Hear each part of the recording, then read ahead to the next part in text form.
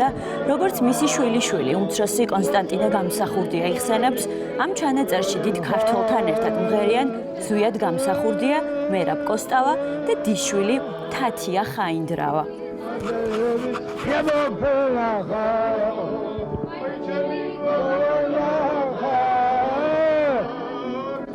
მიხარია, რომ დღეს სწორედ კონსტანტინე გამსახურდიასთან ერთად გავხსნით უკრავ დიდოსტატთან ერთად 2025 წლის პირად ისტორიებს, რომელსაც სიმღერასთან ერთად ვფიქრობ, ლექსის წაკითხვაც თავისებურად განსაკუთრებულად ხდებოდა. Swiss Taylor Travida თავად გავხარ ვას.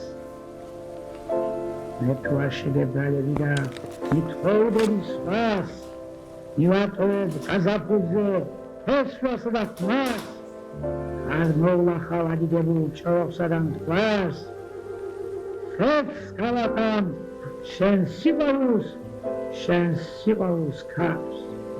Swiss Taylor Travida თავად გავხარ ვას. ამ ლექსის შექმნის ისტორიასაც აუცილებლად გავიხსენებთ, თუმცა იქამდე თავად ლექსის ავტორის ძალიან საინტერესო ცხოვრება მიმოვიხილოთ, რის შესახებაც ბევრს დაწერენ, ძალიან ბევრს, თუმცა ყველაზე მეტად დამამახსოვრდება ერთი ფრაზა, სხვა პეწი ჰქონდა როგორც მოქალაქეს და სხვა ფხადა ჭრა მის ნათქვამსო.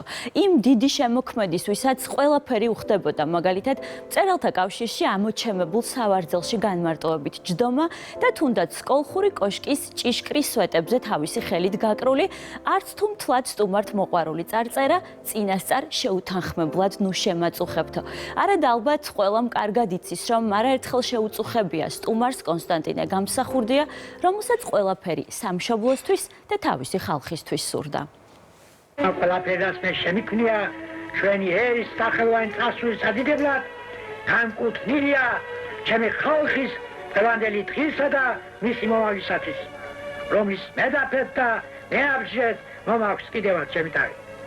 80 წლისას უთქვამს, არც დიდხანს სიცოცხლე ვარგებულა. ბოლოს კი სიკვდილის მოახლოებას რომ იგრძნობს, წამოდგომაში მომეხმარეთ, რომ ფეხზე დამდგარი შევხვდი ამ მოუცილებელ მეაბჯრესო.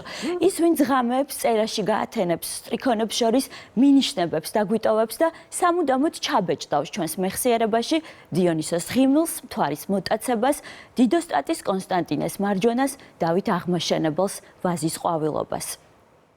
Avstevit marto varam sutsias. Tvare samtvarios shaslovbe tamesmis turgo guvunevs chemi binis elektrom ritskheli es industries cisperim tredi. Mesmis turgo suntkhaven paparagoben da mozroven chemi egmirebi chemshi da ganvitsti unzimes orsulobas shenoqvedebisas. Khelav da zrtsi matmagirat fikrovdav dadov taghamevi mikhian როგორც ნადის დაჭედილი ბედაურები.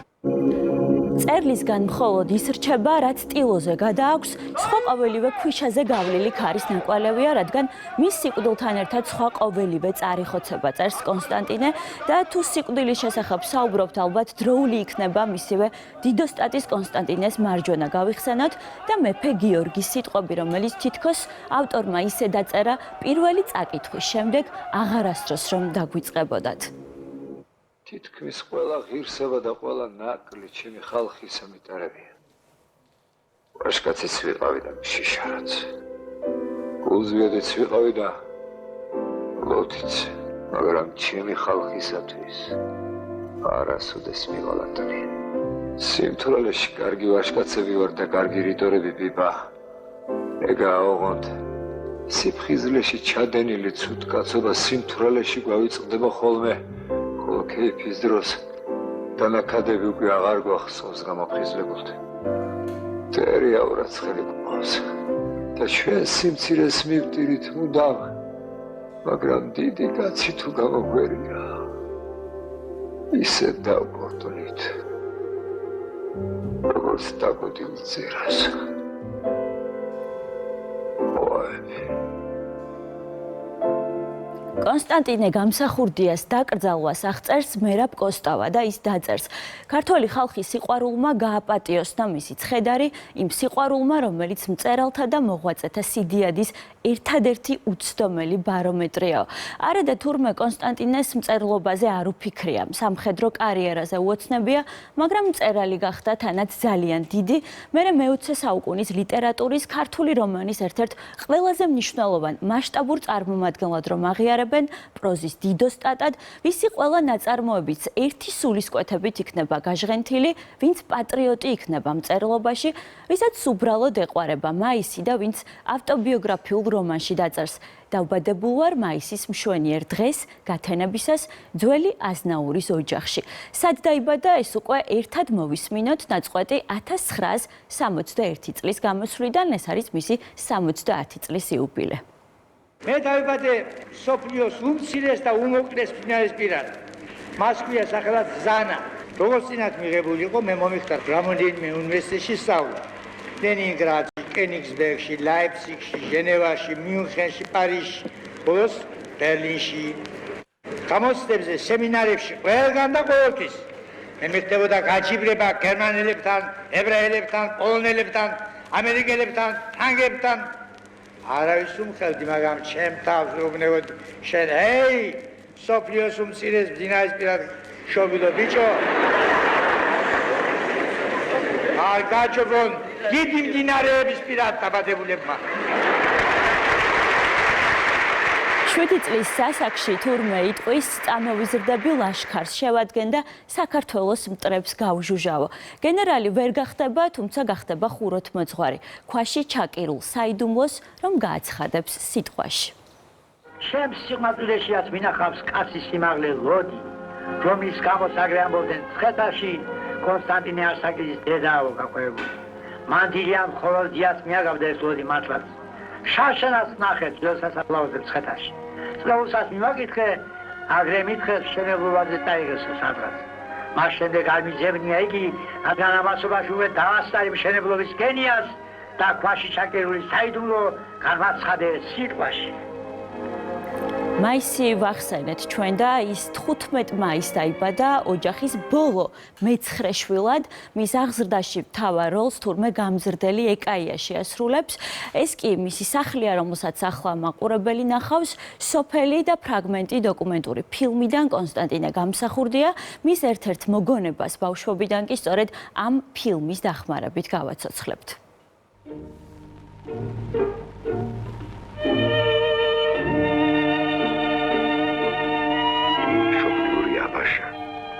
მე დავიბადე მსოფლიოს უმცირეს და უმოკლეს მდინარის პირას. მას ქვია სახელად ზანა. იგი მამაჩემის მამულზე გზაგავლით ერთვოდა აბაშას. ერთხელ მამაჩემმა ხელი წამოვლო ულაღვილო ცხენზე შემაგდო, ულაღს მათრახი გადახრა გალაზე და შემომძახა: აბა, მარჯვეთ გააჩენეო. ცხენი საოცარი სისხლებით გაჭენდა თემშარაზე. მე ძლიერ შევშინდი, გზაში შემომხვდარ გლეხებს ვეედრებოდი, მიშველეთ მე. და დავწმუნდი, აღარავინ მიშველი და ორივე ხელით ფაფარზე მოვეჭიდე ცხენს და შვება ვიგრძელი. მერე დედა თურმე ფეხში შველს წაიყვანს გელათში და წლების შემდეგ გამსახურდია დაწერს: მახსოვს აღტაცებული რომ შევცქეროდი დავითის ომახიან ფიგურას ფრესკაზე გამოსახულს და სწორედ ასე ფეხში შველმა შევიცანი დავით აღმაშენებელიო. სწორედ ასე გაიცნობს პატარა კონსტანტინე თავისი მომავალი ტეტრალოგიის მთავარ გმირს დავით აღმაშენებელს. ტეტრალოგიის დაწერას და გამოცემას ის შეგნებული ცხოვრების თითქმის ნახევარს მიუძღვნის, საბოლოოდ კი ერთ-ერთ პირველს მიენიჭება რუსთაველის პრემია. თამაშით და ბრძოლით ვწერ გმირების თამაშის და ბრძოლის ამბავს ჩემი გმირების ფილტვებით ვსუნთქავ. ბრძოლა და თამაში კი მის ცხოვრებაშიც ძალიან ბევრი იყო. მე ბედნიერ დიდ ჩემ თავს, როგორც ხელოვანი და ჩემი ხალხის მამულიშვილი, რომ მე და ჩემ ხალხს შეგვიძლია უკან მოვიხედოთ სიამაყით და თვალი დავინახოთ, ბრძოლია ქართულ ხალხს თავისი კულტურისა და თავისი ენის, თავის თავადობისაც. კონსტანტინე დაწყებით განათლებას მიიღებს სოფლის სამრევლო სკოლაში, ისწავლის შემდეგ სენაკის სააზნაურო სკოლაში, მერე კი ქუთაისის სათავადაზნაურო გიმნაზიაში.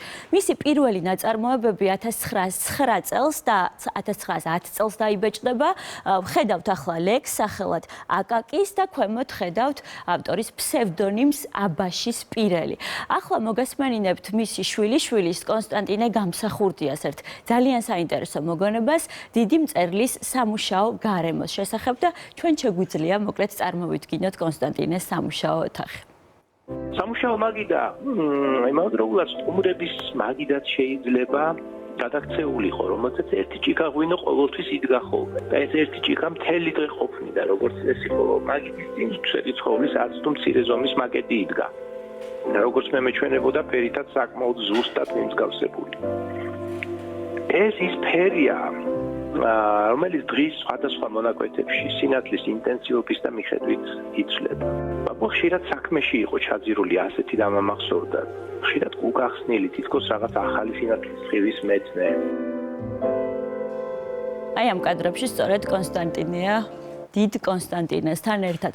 ქუთაისის შემდეგ კონსტანტინე გამსახურდია უკვე დაადგება გრძელ გზას, მიიღებს მართლაც ბრწყინვალე განათლებას, ახალგაზრდობიდანვე მიიპყრობს ყურადღებას, როგორც თავისებური, მოუსვენარი ხასიათის ადამიანი, ვისი საზოგადოებრივი აქტივობაც გულგრილს არავის დატოვებს, ვინც იცვამს ჩოხას და ამასთან ამკვიდრებს ევროპულ ესთეტიკას. ხედავთ აი ამ ფოტოს გვერდიგვერდ, გერმანელ ფილოსოფოსებს ჩაკირკიტებს და ხევსურეთში შემორჩენილ სიტყვებს აგროვებს, ვინც ქართულ ლიტერატურაში ერთ-ერთ ყველაზე განათლებულ ფიგურად ჩამოყალიბდება და დაწერს ლიტერატურა, რომელიც თანადროულობას ვერ გაუსწრებს, ნაბიჯს უნაყოფო კალმის წრიპინიაო. ევროპაში ყოფნის დროს ნიჭიერმა ქართველმა მწერალმა შეისის ხორცამ მსოფლიო კულტურის საუკეთესო ნიმუშები. კლასიკური გერმანული ფილოსოფია, დანტეს, გოეთეს და სხვა გამოჩენილ შემოქმედთა გენიალური კვლევები. ამიტომაც იყო, რომ შემდეგ ასე უბადლოდ აამეყველა ქართულ ენაზე ღვთაებრივი კომედია და ახალგაზრდა ვერტერის ვნებანი. ამ პერიოდში გამსახურდიას უკვე ჰყავს მეორე ნახევარი, რებეკა ვაშაძე, ჭიათურელი მღვდლის ისაია ვაშაძის ქალიშვილი. ეს მეხუთე წელია ერთმანეთი გვიყვარს, წერს კონსტანტინე საცოლეს 1913 წელს. წერილებს გაუგზავნის მიუნხენიდან, ბერლინიდან, მატარებლიდან თუ ტყვეთა ბანაკიდან, უწოდებს რების, რებიკას, რევეკას, პენელოპეს, აცნობს თავისი ცხოვრების დეტალებს. როდის იყო მთვრალი, რა დალია, როგორ უბწყინა ლოყაზე ვიღაც გერმანელმა ქალმა. მათი ურთიერთობის, დიდი სიყვარულის, გამორჩეული სულიერი ერთობის და მეგობრობის შესახების პირადი წერილები ნამდვილად მოგვითხრობს კონსტანტინემ, რომ რებეკას მეუძღვნა. გწერ იმას, რასაც ვგრძნობ. ეგებ შიშველი გრძნობაც იყოს, მაგრამ ხომ იცი, მე ისეთი სიყვარული მწამს, საცაა გულწრფელობა სრული და მერწმუნე, რომ ჩემს სულში არ დარჩენილა ერთი კუნჭულიც, რომ შენთვის არ გამეცნო. იცოდე რევეკა, ბევრ ხანს კიდევ შემიძლია ვითმინო უშენობა. შენზე სევდამ ჩემი გული გაასპეტაკოს, ცრემლებმა გაფურჩქნოს ჩვენი ტრფობის ყვავილი. მაგრამ იცოდე, სამუდამოდ შენგან შორს ცხოვრება არ შემიძლია. მე მინდა მარტო მეგიმზერდე, მე მესმოდე შენი სუნთქვა, სულ შენთან ვიყო. როგორც არ უნდა გაგვიკვირდეს, რებეკას მშობლებს სასიძო არ მოსწონთ, საეჭვო პერსპექტივის მარადიული სტუდენტი, ხელში წიგნი რომ უკავია, ფული რომ არ აქვს, პრაქტიკულ საქმეს გულს რომ ვერ უდებს, თუმცა საბოლოოდ ახალგაზრდების სიყვარული მშობლების სიჯიუტეს დაამარცხებს.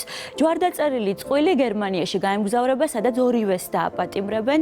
რებეკა ებრაელი ეგონებათ, რომელსაც ოჯახი მალე დაიხსნის. კონსტანტინე კი კიდევ რამდენიმე თვეს გაატარებს საკონცენტრაციო ბანაკში. ამბობენ, რომ მას თომას მანი დაეხმარება, გერმანელი მწერალი, ვიცი რომ ბახომაც კარგად იცის ეს ისტორია, რომელსაც იქამდე მიუნხენის უნივერსიტეტში სწავლის პერიოდში დაუმეგობრდება და მადლობა უნდა უთხრათ, მე მგონი მას, რომ დაიხსნა კონსტანტინე ბანაკიდან. რებეკა და კონსტანტინე პირველი შვილის, ნათელა გამსახურდიას მშობლები გახდებიან, თუმცა გამუდმებით საქართველოს და გერმანიას შორის გადებული კონსტანტინე ოჯახს დიდხანს ვერ შეინარჩუნებს. რებეკა მცირეწლოვან შვილს მშვილთან ერთად გამსახურდიას გერმანიაში საცხოვრებლად არ გაყვება. შენს თვალებში მე მეგულება ჩემი მზე გარდაცვლილი სიჭაბუკე. მის წერს კონსტანტინე. 1925 წელს კი სწორედ რებეკას გაუგზავნის დიონისოს ღიმილს, გამსახურდიას პირველი რომანის რეცენზიას სწორედ რებეკა დაწერს. კონსტანტინეს პირველი მეუღლე 41 წლის ასაკში გარდაიცვლება. არ ვიცი რატომ და მე მოძრაობის ჟამს უკეთ ავჭრეთ როგორც ჩემს თავს, ისე სამყაროს. მოძრაობა მაწვდის უდიდეს თვრიტას შემოქმედებისას და ამიტომაც უმძაფრესი სიყვარულით ვხატავ ხოლმე მომავალს, მიმქროლავს. პარიზის, ბერლინისა და ლონდონის დიდ პროსპექტებზე ისე ნაღვლიანად მისეირნია, როგორც ვარძიისა და სარზმის დაქცეულ თაღებქვეშ. დავწერ სინანულზე, ძალიან ღრმა სინანულზე, როდესაც ჩვენმა ერთმა გაღიმებამ შეიძლება სასოწარკვეთილი ადამიანი ამ ქვეყნისკენ მოაბრუნოს, ხოლო სიცივე შეიძლება ბოლო წვეთი გახდეს მისთვის. ამ სიტყვებს კონსტანტინე გამსახურდია მიუძღვნის თავის მეგობარს გალაქტიონ ტაბიძეს და გაიხსენებს ის ასეთ ფაქტსაც, ერთხელ ასეთი სკანდალი მომიწყო გალაქტიონმა, დამეძგერა, წამოდი დავლიოთო, მე მწერალთა კავშირში ვიყავი წასასვლელი იმ დღეს და არ გავყევი. როგორც აღმოჩნდა და შემდეგ დიდმა პოეტმა თავი ძალიან მალევე მოიკლა და ძალიან მძიმე გზას გაივლის კონსტანტინე, რომელსაც ძალიან ბევრი ახლო მეგობარი შემოეცლება, ასე ვთქვათ, გზაზე, რომელსაც თავადაც არ დაჰკლებია არც კრიტიკა და არც დევნა გადასახლება, გაჭირვება, საკანი, შიმშილობა, თუმცა მაინც ძალიან ბევრ მნიშვნელოვან საქმეს მოასწრებს, როგორც მნიშვნელოვანი ფიგურა, მაგალითად 1918 წლიდან ის იქნება საქართველოს გერმანიის საელჩოს ატაშე და ჰამბურგში 3000-მდე ტყვედ ყოფილ ქართველ შეკრიბავს და სამშობლოში წამოიყვანს მის მიერვე დაქირავებულ ხომალდ ქრისტიანიათი. თან ჩამოიტანს ის მედიკამენტებს და პირველ რადიო დანადგარს. დაარსებს ჟურნალ პრომეთეს, ილიონს, ხელმძღვანელობს მწერალთა აკადემიურ კავშირს, რაც 16 წლის გახვდის სულ სტამბებში დავდივარ, მე შემოვიღე პირველად ჟურნალ პრომეთეში სტამბის მუშების სახელისა და გვარის გარეკანზე მოხსენიება. წიგნს რომ დავბეჭდა უთვოდ პური უნდა ვჭამო მათთანო, წერს კონსტანტინე გამსახურდია. მე დიდი მონადირე არა ვარ, მაგრამ ბუნების სიყვარულს აყოლი დავდივარ იორში, ანჯერში დავბორდღავ ინკოგნიტოდ. და იორელ მეკამეჩეებთან მინახავს ჩემი წიგნი და ისაა ჩემი უდიდესი ჯილდო შენიშვნებით და თუში მეცხვარეებთან ცხენ მიჯიერთებია და რახი დამილებია მათთან და აუმიკითხავს და აი ასე, ესაა ჩემი სიხარული. ესაა მწერლობა მარტო ცხოვრება კი არ არის, მწერლობა არის სინდისი პლუს ცხოვრება. ამ ფოტოზე კი თქვენ ახლა ხედავთ ჩოხოსნებს, ორჯონიკიძეს რომ მუქარით შემოუთვლია, შავი ჩოხით სიარულს თავი დაანებეო. ჩემს ჩოხასთან შენ რა გესაქმება, ჩემი ქამარი შენ ხომ არ გიჭერს წელზეო. ასეთი იქნება დიდი კონსტანტინეს პასუხი, ვის შესახებაც უთქვამთ, ჭკვიანი კაცი იყო და სწორი და ცბიერი ტაქტიკა ჰქონდა, ამიტომაც გადარჩაო. მისი რომანი სახელწოდებით ბელადი სტალინს არ მოეწონება, თუმცა ისტორიული რომანების ფანატიკოს დიდოსტატის კონსტანტინეს მარჯვენა შეუყვარდება. გამსახურდია ამას გამოიცნობს, იმიტომ რომ ძალიან ჭკვიანი კაცი იყო და შეგვიძლია ახლა ფრაგმენტი მოვისმინოთ ფილმიდან. ძენ კაცი უნდა იყო ჭაბუკო და შლეგაც მოაჩვენო ადამიანებს თავი. გმირი უნდა იყო და ჯაბანივით დადიოდა. ოსტატი უნდა იყო და ხელმოწარულად მოქონდეს თავი, რადგან არავის იმდენი მტერი არ ახავს ამ ქვეყნად, როგორც ბრძენკაც, გმირსა და ოსტატს. რომანი მისი შემოქმედების მწვერვალი იქნება კონსტანტინესეული ენით და საოცარი ფერებით. თუ გახსოვთ თავთუხის ფერი, ოქროცურვილი, ხვლიკის ფერი, სხივის ფერი, თვარის მოტაცება შეფასდება იქამდე როგორც დიდი მოვლენა ქართულ კულტურაში. გამსახურდია სისხლსავსე საოცრად გამოძერწილი პერსონაჟებით. ორივე ნაწარმოების მიხედვით მოგეხსენებათ, რომ გადაიღებენ ფილმს, ორივე შემთხვევაში მწერალი ფილმის სცენარის თანაავტორი იქნება. მისივე გადაწყვეტილებით დიდოსტატის მარჯვენაში შორენას როლს შეასრულებს ლალი ბადურაშვილი, მას სუფრასთან რომ დაინახავს და მაშინვე რომ იტყვის, შორენას ნუეძებთ, შორენა აქსის, ლალიში არის ის, რაც შორენაში მთავარია. ის მთლიანად ბიბლიურიაო. თუ ოცნებას აღმისრულებ შორენა, დღეს ვეუბრძანებ მენადირე თუხუცეს, შევაპყრობინებ შენს ნებიერას. რა გწადია მეფე ბატონო? შენი სიყვარული.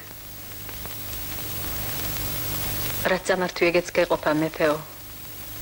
მამა ჩემს თვალის სინათლე წარს დაცე. მე თავისუფლება. ხოლო ჩემი გული სხვას ეკუთვნის დიდი ხანია.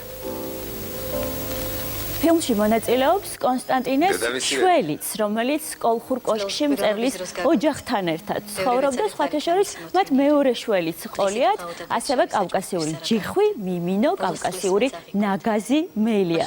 თუმცა უცნაურია, რომ სწორედ ამ შვლის ნუკრებმა ამცნეს თურმე გამსახურდიებს მოსალოდნელი უბედურება. თურმე სრულიად უმიზეზოდ ჯერ ერთი შველი მოკვდება, შემდეგ მეორე. მალე გარდაიცვლებიან კონსტანტინეს მეორე მეუღლე მირანდა ფალავანდი და მათი საერთო ქალიშვილი თამარიც სამწუხაროდ 36 წლის ასაკში. მირანდა ავახსენეთ, მწერლის მეორე მეუღლე, კონსტანტინეზე დაახლოებით 20 წლით უმცროსი რომ იყო და ხელი სათხოვნელად წასულ გამსახურდიასთვის ქალის ბებიას რომ უთქვამს, ლამის ჩემი ასაკის ხარ, ამ ანგელოს როგორ გაგატანო. 56 წლის ასაკში მირანდა სიმსივნის დიაგნოზით გარდაიცვლება, კოლხური კოშკის ეზოში დაკრძალავენ მას კონსტანტინეს საყვარელი ნუშის ხის ქვეშ. დავით აღმაშენებლის ყველა გამოცემას კი ექნება წარწერა ვუძღვნი მირანდა გამსახურდიას. იმ უკვდავლებს კი მიმოხილვის დასაწყისში რომ მოგასმენინეთ, მიუძღვნის კონსტანტინე თინათინ ჯიქიას, ცნობილი ბოლშევიკის და რიონჰესის მშენებლის ვალოდია ჯიქიას მეუღლეს და შეგვიძლია რომ ეს ლექსი კიდევ ერთხელ მოვისმინოთ. ზღვის ფერი გაქვს თვალები და თავად გავხარ სხვას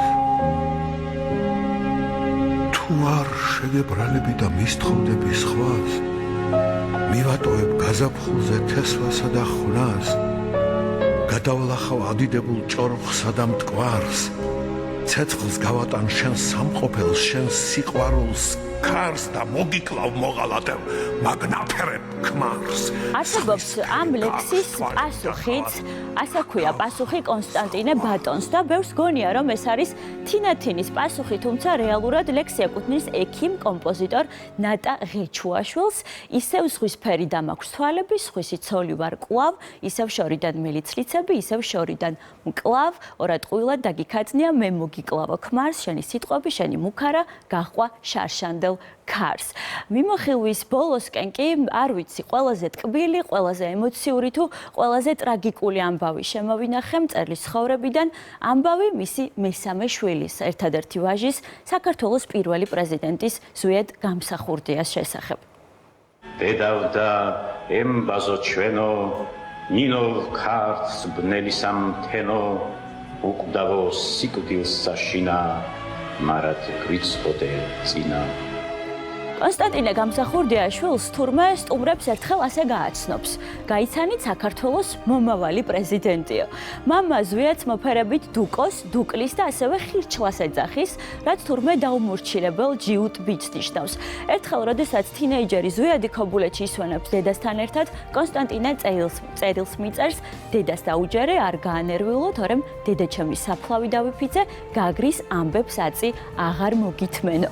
საინტერესოა რა მოხდა მაშინ გაგრაში, თუმცა ვიცით, რა მიწერა 16 წლის ზვიადს მამამ, გახსოვდეს ეს ცხოვრება მოსაწყენია, თუ ადამიანი არ იწევს რაიმე ზეაღმტაცი ამბებისთვის. ამის გარეშე სხვა ყველაფერი ემსგავსება საცოდავ და უშინაარსო ცხოვრებაზე. მერე კარგად იტყვიან, კონსტანტინეს ეკუთვნოდა, რომ მოსწრებოდა 1991 წელს საქართველოს დამოუკიდებლობის გამოცხადებას და სამართლიანია, რომ ეს მისმა შვილმა გამოაცხადა. თუმცა მას ნამდვილად არ უნდა ენახა ზვიად გამსახურდიას და იმდროინდელი საქართველოს ტრაგიზმის ყველაზე კარგად გადმომცემი ფოტო პრეზიდენტის საფლავი გროზნოში, რომელსაც ახლა ჩვენი მაყურებელი კადრშიც ხედავს.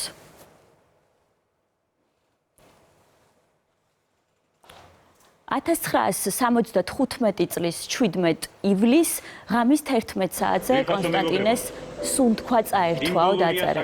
დიდი კაცის სიკვდილი ყველას გააოგნებს. მოვისმინოთ ამ დღეს გადაწყდა საქართველოს ბედი.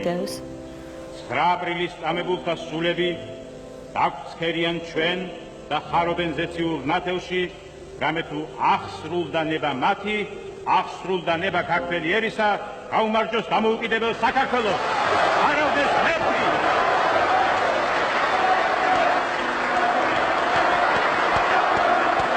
1975 წელს დიდი კაცის სიკვდილი ყველას გააოგნებს, მაგრამ დროხომ თავადვე შეაფასებს ყველაფერს. პირველ რიგში დიდოსტატის უკვდავებას, ხელოვნება თვით უკვდავება, მხოლოდ ოსტატს ვერ ეწევა სიკვდილი. კონსტანტინე გამსახურდა. ერიაურად ხელი გმავს და ჩვენ სიმცირეს მივდივით მუდამ, მაგრამ დიდი კაცი თუ გამოგვერია, ისე დავგვდნით. Стабудил цирас.